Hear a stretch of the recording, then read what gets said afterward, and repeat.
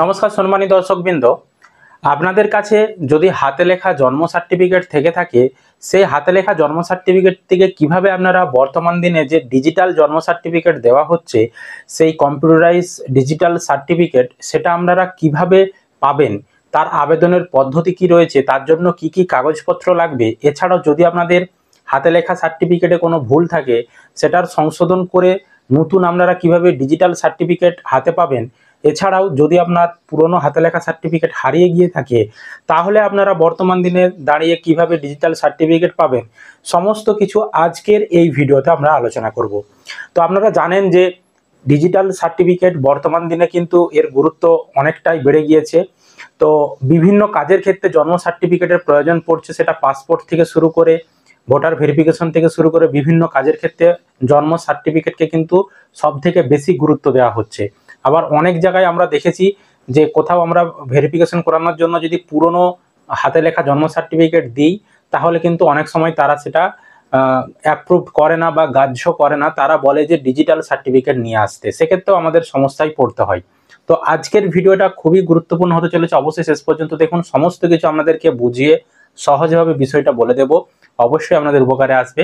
তার আগে ছোট্ট একটি অনুরোধ, চ্যানেলে নতুন হলে এই ধরনের আপডেট পাওয়ার জন্য অবশ্যই কিন্তু চ্যানেলটিকে আপনারা সাবস্ক্রাইব করতে ভুলবেন না, বন্ধুদেরকে ভিডিওটা শেয়ার করে দিবেন, আর ভিডিও ভালো লাগলে অবশ্যই কিন্তু একটি লাইক করে দিয়ে যাবেন। দেখুন, আমি বেশ কিছু আগে তথ্য একটু আলোচনা করছি। এই যে ডিজিটাল জন্ম সার্টিফিকেট যেটা আপনারা এখন বানাচ্ছেন, এটার কিন্তু কিভাবে আপনাদেরকে অনলাইনে আবেদন করতে হবে, যারা আগে জন্মগ্রহণ করেছে, যাদের কোনো সার্টিফিকেট নেই, একদম এই নতুন আপনারা ডিজিটাল সার্টিফিকেটের জন্য আবেদন করবেন। আপনার বয়স সেটা এখন 100 বা 100 বা 50 হোক, 70 হোক, যাই হোক, 1 থেকে 100 যাই বয়স হোক না কেন, আপনারা যদি এখন বর্তমান দিনে দাঁড়িয়ে নতুন ডিজিটাল সার্টিফিকেটের জন্য আবেদন করতে চান, মানে আপনার আগে কোনো সার্টিফিকেট ছিল না, এই প্রথম আবেদন করবেন, তো সেই প্রসেস নিয়ে আমাদের চ্যানেলে ভিডিও রয়েছে, কিভাবে আবেদন করতে হয়, কী কী কাগজপত্র লাগে। অবশ্যই সেই ভিডিও না দেখে থাকলে চ্যানেলে গিয়ে আপনারা দেখে নেবেন।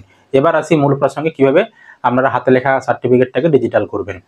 দেখুন, আপনার হাতে লেখা যে জন্ম সার্টিফিকেটটি বাড়িতে রয়েছে, সেই সার্টিফিকেটটা আপনাকে প্রথমে দেখতে হবে। সেখানে দেখবেন সই করা রয়েছে, সিল দেওয়া রয়েছে, একটা অফিসের সিল দেওয়া রয়েছে, সেখানে দেখতে হবে যে সিলটা কার রয়েছে। ঠিক আছে, তো আমার কাছেও একটা জন্ম সার্টিফিকেট রয়েছে, আমি এই জায়গাটাই, এখানে একটা জন্ম সার্টিফিকেট রয়েছে, আমি দেখাচ্ছি আপনাদেরকে, দেখতে পাচ্ছেন। তো এই জায়গাটাই কিন্তু একটা এখানে সিল, এখানে একটা দেখতে পাচ্ছেন, এখানে একটা সিল দেওয়ার স্ট্যাম্প দেওয়া রয়েছে এবং এখানে কিন্তু একটা সিল দেওয়া রয়েছে। তো এই যে জন্ম সার্টিফিকেট, এই জন্ম সার্টিফিকেটটা যেই অফিস থেকে ইস্যু করা হয়েছে, এই পুরনো জন্ম সার্টিফিকেটটা যেখান থেকে ইস্যু করা হয়েছে হাতে লেখা, দেখতে হবে সেই অফিসটা কোথার অফিস বা এরা সাব রেজিস্টার্ড কে রয়েছে। হেলথ ডিপার্টমেন্ট, আমার ব্লকের যে হেলথ ডিপার্টমেন্ট, সেখান থেকে ইস্যু হয়েছে, তাদেরই এখানে সই করা রয়েছে। আর আপনাদের ক্ষেত্রে অনেকের দেখবেন সেখানে সই করা রয়েছে, আপনার পঞ্চায়েতের সই রয়েছে এবং সেখানে পঞ্চায়েত প্রধানের সই কিংবা পঞ্চায়েতের সেখানে আধিকারিকের সই রয়েছে, অথবা পঞ্চায়েতের সেখানে স্ট্যাম্প রয়েছে দেখতে পাবেন, বা অনেকের ক্ষেত্রে পৌরসভার আপনারা দেখতে পাবেন যে সই রয়েছে বা স্ট্যাম্প রয়েছে। হ্যাঁ, তো আপনার কাজ প্রথম কি হবে, ওটা খুঁজে বার করলেন কোথা থেকে ইস্যু হয়েছে সার্টিফিকেটটা, যেখানে ইস্যু হয়েছে সেই অফিসকে আপনাদেরকে যেতে হবে। ঠিক আছে, আমার যেমন এখানে হসপিটালে ইস্যু হয়েছে দেখাচ্ছে, হসপিটাল মানে ব্লকের স্বাস্থ্য দপ্তরে, সেখানে আমাকে যেতে হবে। আপনার যদি পঞ্চায়েত থেকে ইস্যু হয়ে থাকে আপনাকে পঞ্চায়েতে যেতে হবে, আপনার যদি ব্লক পৌরসভা থেকে ইস্যু হয়ে থাকে আপনাকে কিন্তু পৌরসভাকে যেতে হবে। তো সঙ্গে কিন্তু অবশ্যই এই বার্থ সার্টিফিকেটের অরিজিনাল কপি কিন্তু নিয়ে যেতে হবে। বার্থ সার্টিফিকেটের অরিজিনাল কপি আপনাদেরকে নিয়ে যেতে হবে। সেখানে নিয়ে যাওয়ার পর সঙ্গে কি কি আর কাগজ নিয়ে যেতে হবে, আপনার নিজের ভোটার কার্ড, আধার কার্ড অবশ্যই নিয়ে যেতে হবে, অবশ্যই অরিজিনাল নিয়ে যাবেন আপনারা। এছাড়াও আপনার বাবা এবং মায়ের ভোটার কার্ড, আধার কার্ড নিয়ে যেতে হবে, আর একটা মোবাইল নাম্বার আপনাদেরকে দিতে হবে। আর যদি আপনার বাবা মায়ের মধ্যে কেউ মারা গিয়ে থাকে তাহলে যিনি মারা গেছেন তার ডেথ সার্টিফিকেট নিয়ে যেতে হবে। এবার অনেক অফিস একটা সাদা কাগজে দরখাস্ত চায় আপনাদের কাছে, আবার অনেক পৌরসভা থেকে তারা একটা নিজেরা ফর্ম বিলি করছে, সেই ফর্ম পূরণের মাধ্যমেও ডিজিটাল সার্টিফিকেটের জন্য আবেদন করা যাচ্ছে। এটা আপনার ব্লক বা আপনার পঞ্চায়েত বা আপনার পৌরসভার উপর নির্ভর করছে তারা কি প্রসেসে করাবে। আমি সব প্রসেসগুলো জানিয়ে দিলাম, যে অনেক পঞ্চায়েত বা পৌরসভা থেকে বলে যে সাদা কাগজে একটা দরখাস্ত করতে, সেখানে আপনি কি করতে চাইছেন, এবং আপনার তথ্য সেখানে দেওয়া থাকবে এবং আপনাকে সই করতে হবে। আবার অনেক পৌরসভা থেকে ফর্ম একটা দিচ্ছে, সেই ফর্ম পূরণ করে তার সাথে কাগজ জমা দেওয়া করাচ্ছে। তো আপনাদেরকে তাহলে কি কি কাগজ দিতে হচ্ছে? আপনার অরিজিনাল যে বার্থ সার্টিফিকেট সেটা নিয়ে যেতে হচ্ছে, তার সাথে আপনার ভোটার কার্ড, আপনার আধার কার্ড নিয়ে যেতে হচ্ছে, আপনার বাবার মায়ের ভোটার কার্ড আধার কার্ড সঙ্গে নিয়ে যেতে হচ্ছে। আর যদি মারা যায় বাবা মায়ের মধ্যে কেউ, তাহলে তার ডেথ সার্টিফিকেট নিয়ে যেতে হচ্ছে। এগুলো নিয়ে গিয়ে তাদেরকে দিতে হবে। তারা এবার এই সম্পূর্ণ তথ্যগুলো নিয়ে অনলাইনে এন্ট্রি করবে। জন্ম মৃত্যুর যে পোর্টাল রয়েছে সেখানে কিন্তু তাদের আইডি পাসওয়ার্ড দিয়ে তারা কিন্তু অনলাইন এন্ট্রি করবে। এটা সাধারণ পাবলিকরা কেউ পারবে না। যাদের কাছে আইডি পাসওয়ার্ড রয়েছে ডিপার্টমেন্টের, একমাত্র তারাই কিন্তু এই কাজটা করতে পারবে। তো আপনাদের সমস্ত ডকুমেন্টস তারা অনলাইনে এন্ট্রি করলো, সেখানে অনলাইনে আবার ডকুমেন্টগুলোকে আপলোডও করতে হয়, পুরনো বার্থ সার্টিফিকেটকে আপলোড করতে হয় এবং আমাদের ডকুমেন্টগুলো আপলোড করতে হয়। আপলোড করার পর সেখানে আপনার মোবাইল নাম্বারও তারা এন্ট্রি করে, কারণ আপনার মোবাইল নাম্বারটা এন্ট্রি করা থাকলে যখন সার্টিফিকেটটা অ্যাপ্রুভ হবে তখন কিন্তু আপনি নিজেই ডিজিটাল সার্টিফিকেট ডাউনলোড করে নিতে পারবেন। তো সেই কারণে মোবাইল নাম্বারটাও দিতে হয় তাদেরকে এবং মোবাইল নাম্বারটা তারা এন্ট্রি করে নেয়। তো ওখানেই কিন্তু আপনার কাজ সমাপ্ত হয়ে গেল। তারা এন্ট্রি করে দিবে, এন্ট্রি করার পর অ্যাপ্রুভ দিয়ে দেয়। অ্যাপ্রুভ মোটামুটি ধরুন 1 সপ্তাহের মধ্যেই অ্যাপ্রুভেল দিয়ে দেয়, বা অনেক সময় তার অনেক আগেও দিয়ে দেয়। তো অ্যাপ্রুভ দিয়ে দিলে আপনার ফোন নাম্বার যেহেতু লিঙ্ক করা রয়েছে, সেই ফোন নাম্বার দিয়ে আপনি কিন্তু জন্ম মৃত্যুর পোর্টালে এসে আপনার ফোন নাম্বারের মাধ্যমে আপনি সার্টিফিকেট ডাউনলোড করতে পারবেন, বা আপনার ফোনে SMS যাবে, অ্যাকনোলেজমেন্ট নাম্বার আপনাকে পাঠানো হবে, সেই অ্যাকনোলেজমেন্ট নাম্বার বসিয়েও আপনি জন্ম মৃত্যুর পোর্টালে এসে সার্টিফিকেট ডাউনলোড করতে পারবেন। এবং আপনি যে সার্টিফিকেট ডাউনলোড করবেন সেটা কিন্তু সম্পূর্ণ ডিজিটাল সার্টিফিকেট হবে। সেখানে আপনার নাম, আপনার বাবা মায়ের নাম, এছাড়াও আপনার জন্ম সার্টিফিকেটের নাম্বার, কবে জন্মগ্রহণ করেছেন, লিঙ্গ কি, হ্যাঁ, সমস্ত কিছু ডিজিটালভাবে সেখানে সমস্ত কিছু থাকবে এবং আপনার ডিজিটাল সার্টিফিকেট কিন্তু হয়ে যাবে। বুঝতে পেরেছি? পঞ্চায়েতে গিয়ে এভাবে করবেন, বা পৌরসভাতে গিয়ে এভাবে করবেন, বা আপনার যদি হাসপাতালের ক্ষেত্রে কোনো ব্লকের কোনো ডিপার্টমেন্টে যদি হয়ে থাকে সেখানে গিয়েও আপনি এই কাজগুলো করাতে পারবেন। এটা গেল সহজ পদ্ধতি, সহজভাবে কোনো ঝামেলা ছাড়াই। এবার অনেকের ক্ষেত্রে বিভিন্ন রকম সমস্যা আসছে, যে আপনার পুরনো যে জন্ম সার্টিফিকেটটা ছিল সেটা আপনার হারিয়ে গেছে। পুরনো জন্ম সার্টিফিকেটটা যদি হারিয়ে গিয়ে থাকে তাহলে কিভাবে আপনি করবেন?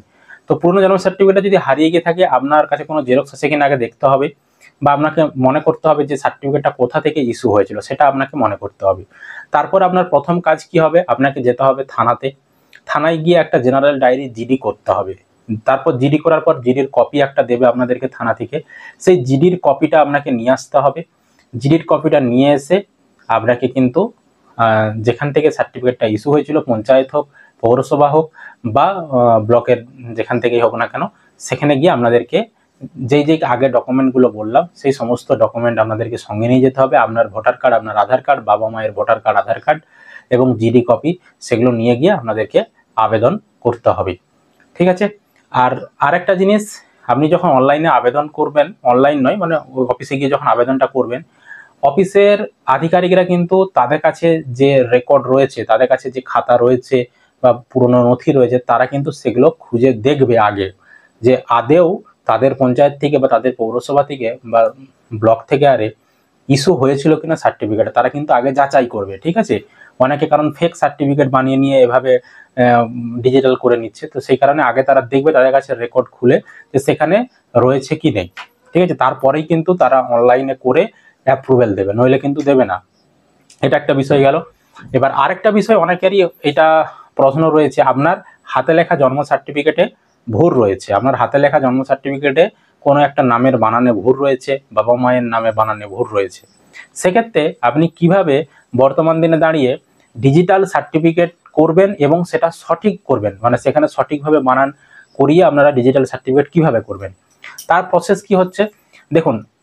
আধিকারিকরা যেটুকু জানিয়েছে, যারা এই জন্ম মৃত্যুর কাজগুলো করে থাকে, পঞ্চায়েতের আধিকারিক বা ব্লকের আধিকারিক, তারা যেটুকু বলেছে যে যদি ছোটোখাটো ভুল থেকে থাকে, যদি আপনার ছোটোখাটো ভুল থেকে থাকে বার্থ সার্টিফিকেটে, ধরুন আপনার নামের টাইটেলে বানান রয়েছে মাঝি, MAJHI, সেটা হবে MAJI, এইচটা হবে না, ছোটোখাটো ভুল।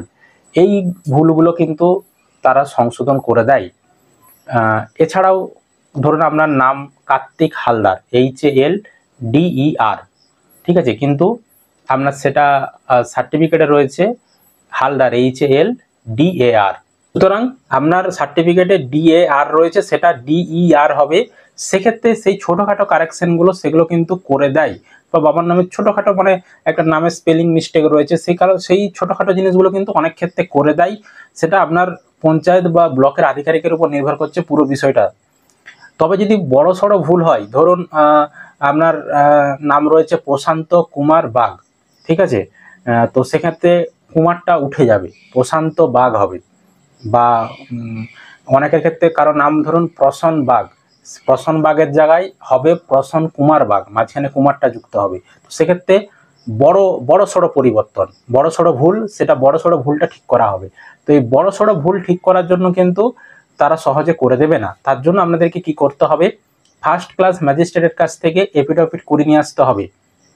সাথে আপনি যে নাম পরিবর্তন করছেন, মানে ভুলটা পরিবর্তন করছেন, সে বিষয়ে আপনাদেরকে খবরের কাগজে, স্থানীয় লোকাল খবরের কাগজে বিজ্ঞাপন দিতে হবে। তার সাথে সাথে বড় খবরের কাগজ, বর্তমান হোক, আনন্দবাজার হোক, প্রতিদিন হোক, এই ধরনের বড় যে খবরের কাগজ, সেখানেও কিন্তু বিজ্ঞাপন আপনাদেরকে দিতে হবে। তো বিজ্ঞাপন আপনি দিয়েছেন, সেই কপিটা, বিজ্ঞাপনের কপিটা, এবং আপনি ফার্স্ট ক্লাস ম্যাজিস্ট্রেটের যে এফিডেভিট করিয়েছেন সেই কপিটা আপনাদেরকে নিয়ে আসতে হবে। সাথে আপনার পুরনো জন্ম সার্টিফিকেট, হাতে লেখা জন্ম সার্টিফিকেট থাকবে, আপনার ভোটার কার্ড, আধার কার্ড থাকবে, বাবা মায়ের ভোটার কার্ড, আধার কার্ড থাকবে। এই সমস্ত কাগজপত্রগুলো সমস্ত কিছু নিয়ে আসতে হবে। তারপর আপনি পঞ্চায়েতের আধিকারিক বা ব্লকের আধিকারিককে বা পৌরসভা আধিকারিককে দেবেন। তারা কিন্তু অনলাইনে নাম এন্ট্রি করবে। অনলাইনে এন্ট্রি করার পর যে নামটা এন্ট্রি করবে সেখানে কিন্তু সঠিকটাই তারা এন্ট্রি করবে, এবং আপনার ডিজিটাল সার্টিফিকেট যেটা তারা দেবে সেখানে কিন্তু সঠিকটাই থাকবে। এইভাবে কিন্তু যদি আমাদের কোনো ভুল থেকে থাকে, সেই ভুলটা কিন্তু আপনারা সংশোধন করিয়ে ডিজিটালভাবে নতুন সার্টিফিকেটও আপনারা পেয়ে যেতে পারবেন। তো এটা হচ্ছে মূল পদ্ধতি। যদি আপনাদের কারো কোনো প্রশ্ন থেকে থাকে অবশ্যই সেটা কমেন্ট করে জানাবেন। তবে আমি আবারও একবার বলছি, আপনি কিন্তু আপনার পঞ্চায়েতে বা ব্লকে বা পৌরসভায় গিয়ে আগে একটু জেনে নেবেন আপনাদের ব্লক, পঞ্চায়েত বা পৌরসভায় কি নিয়ম, তারা কি নিয়মে বিষয়টা করায়। আমি ওভারঅল আপনাদেরকে বিষয়টা বোঝালাম। এবার আপনি একটু আপনার লোকাল অফিসে গিয়ে জেনে নেবেন আপনাদের ওখানে নিয়ম তারা কি রেখেছে। আর একটা বিষয় অনেকেই বলতে চাইছেন যে এর জন্য কত টাকা খরচ হবে। দেখুন, এর জন্য সরকারিভাবে তো কোনো টাকা নেয় না, তবে বিভিন্ন পৌরসভা বা বিভিন্ন পঞ্চায়েত কোথাও কেমন অনলাইন করার জন্য কিছু কেমন টাকা নেয়। তো এর কোনো ফিক্সড রেট নেই, বা সরকারিভাবে এর কোনো টাকা নেওয়ারও কিন্তু কোনো প্রভিশন নেই, ঠিক আছে। তো আশা করি আপনারা ভিডিওটা বুঝতে পেরেছেন। যদি কোনো প্রশ্ন থাকে অবশ্যই কমেন্ট করবেন। ভিডিও ভালো লাগলে লাইক করে দিয়ে যাবেন, বন্ধুদেরকে ভিডিওটা শেয়ার করতে ভুলবেন না।